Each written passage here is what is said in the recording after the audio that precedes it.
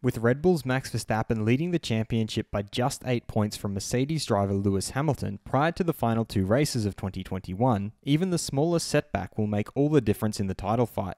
Max's engines are older than Hamilton's, and some have suggested that he might take a new engine and the penalty that goes with it in Saudi Arabia. Red Bull have now given their response to these suggestions.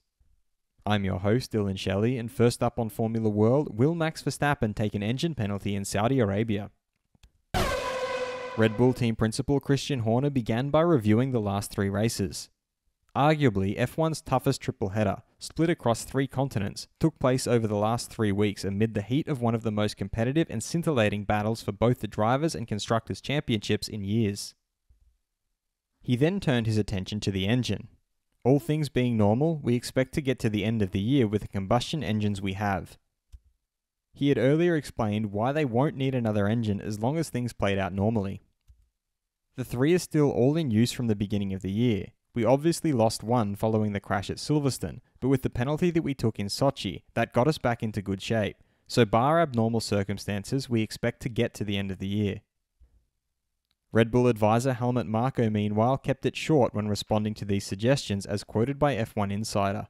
An engine change is not planned in Saudi Arabia at the moment. If it does, it will come in Abu Dhabi. Fast feed. McLaren's Lando Norris definitely feels much more confident that if he was to fight for a win suddenly in the first race next year, he'd feel very confident in that position. Of course, I'd still be nervous and whatever, but I think I'll be a lot more confident than if I didn't have the year I've had this year and experience some of the things I've experienced this season. But I feel much more confident of knowing what I've got to do when I'm in that position, so I think from that side I'm ready for it.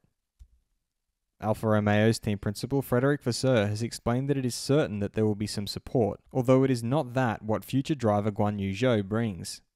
I just think there's a lot of hype. I think it is a huge opportunity for the company. In the last few weeks, more sponsors have called than in the last 25 years.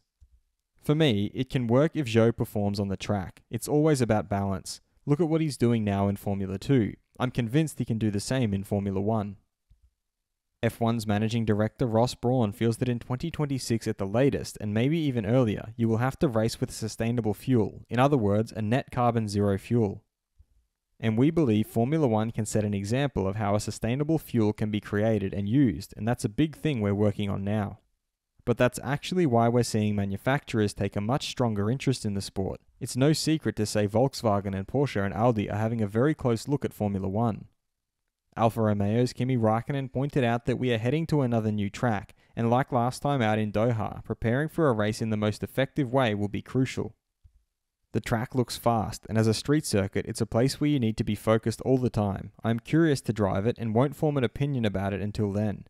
It's going to be interesting, and I don't see any reason, if we do our job properly, why we wouldn't be as competitive as we have been in the last few months. Retired F1 World Champion Damon Hill feels that the track we're going to discover, I think it's going to be a big challenge. By the looks of things, I'm a bit worried about the speed. I mean, there's not much runoff. They've got the safer barrier that they're using, which is like they do in Indianapolis, but it's gonna be very high speed and not much runoff. So it's high risk, high jeopardy.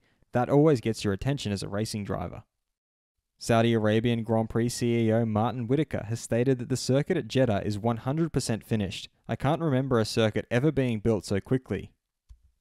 It is extremely unforgiving. One small mistake and you're in the wall. Top speed will be somewhere in the regions of 320 to 330 km per hour going into the final corner, turn 27.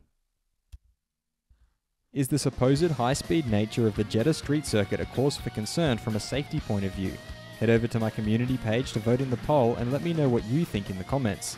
And if you liked this video, feel free to subscribe and check out our others for all the latest in the world of Formula 1.